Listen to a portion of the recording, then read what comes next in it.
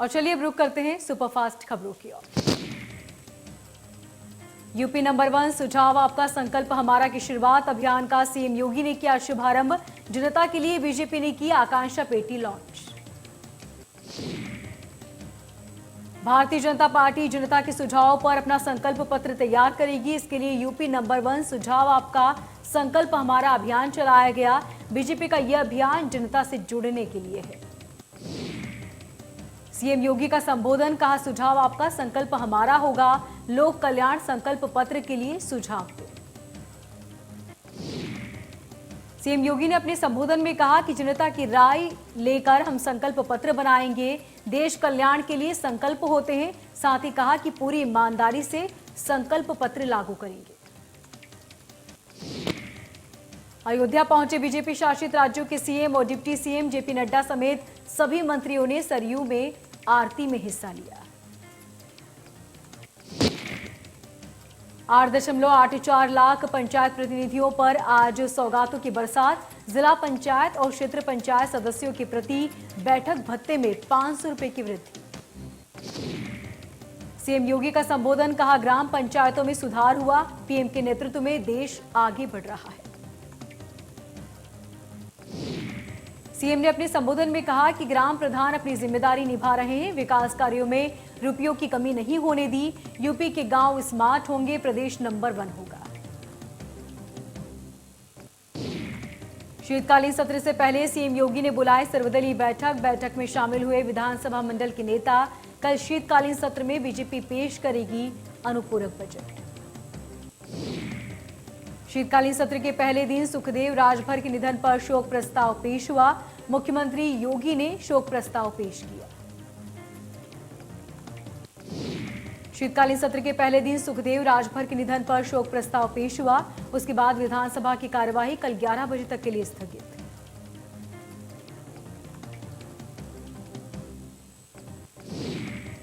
जौनपुर में समाजवादी विजय रथ पर सवार हुए अखिलेश यादव ने रथ लेकर किया जनसंपर्क।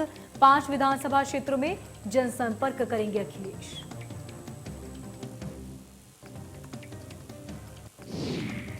जौनपुर में विजय रथ यात्रा के दूसरे दिन अखिलेश यादव ने मीडिया से बात करते हुए कहा कि बीजेपी के दावे झूठे, विकास हुआ ही नहीं। 11 मुख्यमंत्रियों के उत्तर प्रदेश पहुंचने पर अखिलेश यादव ने कहा कि बीजेपी को जितना हार का डर सताएगा, इस तरह का जमावड़ा यहां देखने को मिलेगा। पीएम मोदी का 23 दिसंबर काशी दौरा। नए साल से पहले मिलेगी खिड़कियां घाट की सौगात। वहीं पीएम मोदी 23 दिसंबर को अमूल प्लांट का शिलान्यास करेंगे। बीजेपी प्रदेश अध्यक्ष का अंबेडकर नगर दौरा। आज जलालपुर विधानसभा में रैली करेंगे। महाराजा सुहेल देव के किले पर भी जाएंगे स्वतंत्र देव सिंह।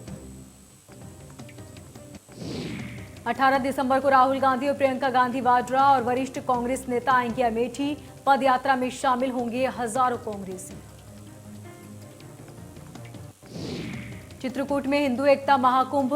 1100 पंडितों ने महाकुंभ की शुरुआत की। 5 लाख से ज्यादा लोग महाकुंभ में होंगे शामिल।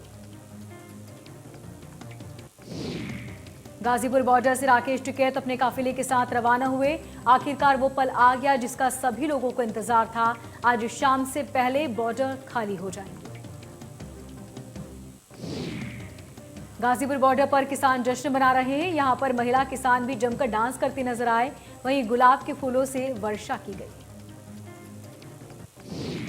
कृषि कानूनों की वापसी के बाद किसान आंदोलन खत्म हो चुका है और किसान भी अपने अपने घर लौट गए। इनमें किसान आंदोलन का मुख्य चेहरा रहे भारतीय किसान यूनियन के नेता राकेश टिकैत। मुजफ्फरनगर बॉर्डर पर किसानों ने किया राकेश टिकैत का जोरदार स्वागत। सभी का जताया आभार। कहा ये जीत हर मजदूर किसान की। राकेश टिकैत की 383वें दिन ऐतिहासिक घर वापसी की। भाकियू ने सिसौली में मंगलवार को पंचायत का आयोजन किया। यहां लड्डू तैयार किए गए। सिसौली में किसान भवन को दुल्हन की तरह सजाया गया।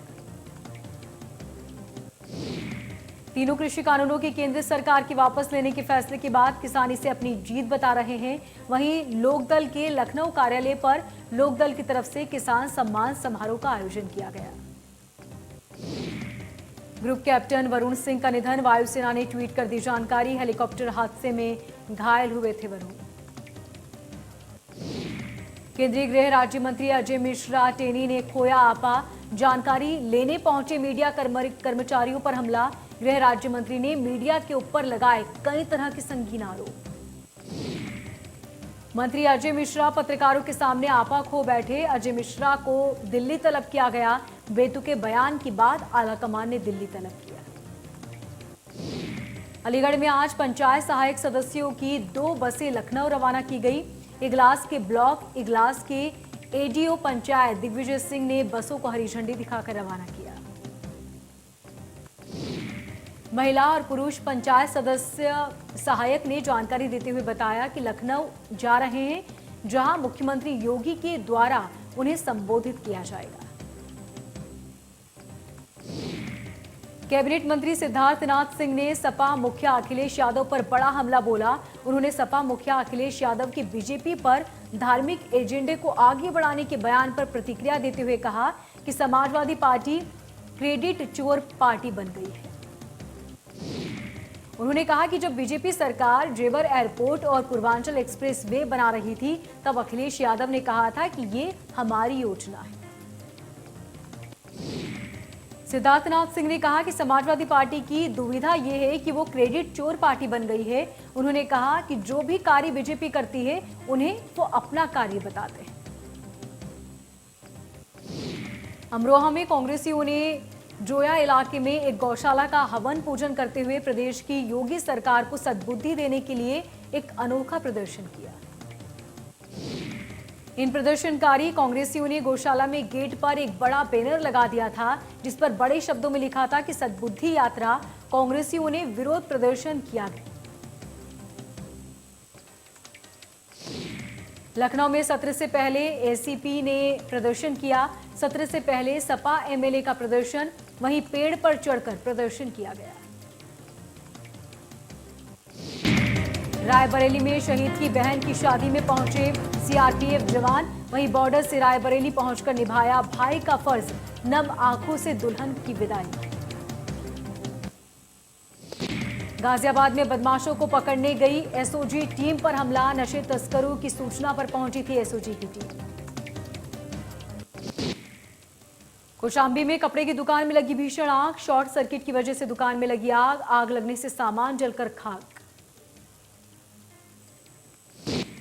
अलीगढ़ महानगर के सिविल लाइंस से एक महीने पहले गायब हुए कांग्रेस कार्यकर्ता नाहर सिंह की हत्या उसी रात कर दी गई थी। तीसरे आरोपी की गिरफ्तारी कर पुलिस ने यह खुलासा करते हुए शव भी बरामद कर लिया। कानपुर देहात में मुर्गी फार्म हाउस में लगी आग, वहीं आग से फार्म हाउस जलकर खाक। फार्म हाउस में मौजूद थी करीब 4000 मुर्गियां। लखनऊ के केजीएमयू में 17 दिसंबर से सभी सेवाएं ठप करेंगे कर्मचारी। पीजीआई के समान वेतन और भत्तों की कर रहे मांग। लखनऊ में 2 गर्भवती समेत 5 नए कोरोना संक्रमित सामने आए। महिलाओं को नहीं लगी थी कोविड की एक भी डोज। 3 अन्य कर्मचारियों की मिली ट्रैवल हिस्ट्री। आगरा में ट्रेन को उड़ाने की धमकी, कर्नाटक एक्सप्रेस में उड़ाने की धमकी मिली, वहीं धमकी देने वाला व्यक्ति गिरफ्तार किया गया। बिजनौर में छात्रा को अश्लील मैसेज भेजने का मामला, पीड़ित छात्रा के परिजनों ने थाने में तहरीर दी, वहीं पुलिस ने आरोपी शिक्षक को गिरफ्तार कर लिया। जालौन में डीएम ने शुरू की मतदाताओं को जागरूक करने के लिए नई पहल, पोस्ट कार्ड के माध्यम से किया जागरूक, वहीं स्कूली बच्चों मतदाताओं को भेजेंगे पोस्ट कार्ड। सामूहिक विवाह में मिलने वाले सम्मान और 35,000 के लालच में भाई बहन बने पति पत्नी, जांच के घेरे में अफसर। फिरोजाबाद के टुहला ब्लॉक में मुख्यमंत्री सामूहिक विवाह योजना में हुई थी शामिल। शाहजहांपुर में 15 दिन से लापता 2 साल की बच्ची की लाश मिलने से पुलिस ने 24 घंटे के अंदर खुलासा कर दिया। पुलिस ने 2 साल की बच्ची की हत्या के आरोपी को बाबा और उसके चाचा को गिरफ्तार किया। बदायूं में सांड के हमले से किसान की मौत के मामले में गुस्साए परिजनों ने रोड को जाम किया। सूचना पर पहुंची पुलिस और परिजनों में शव को लेकर नोकझोंक हुई। देहरादून के सैन्य धाम पहुंचे रक्षा मंत्री राजनाथ सिंह। शहीदों के आंगन की मिट्टी पर अर्पित की पुष्पांजलि। 5वें धाम के रूप में जाना जाएगा सैन्य धाम। नेता प्रतिपक्ष प्रीतम सिंह का बयान, कहा 16 दिसंबर 1971 है एक ऐतिहासिक दिन। परेड ग्राउंड में कल ऐतिहासिक जन सैलाब उमड़ेगा। त्रिवेंद्र सिंह रावत का 1 दिवसीय पौड़ी दौरा। लैंसडाउन ओल्ड स्टूडेंट एसोसिएशन का शिलान्यास। त्रिवेंद्र सिंह ने कहा बीजेपी एक बार फिर से 60 सीटों पर जीत दर्ज करेगी। त्रिवेंद्र सिंह रावत ने कहा चुनाव नजदीक आते ही बीजेपी कांग्रेस में आरोप प्रत्यारोप की राजनीति शुरू हो जाती है।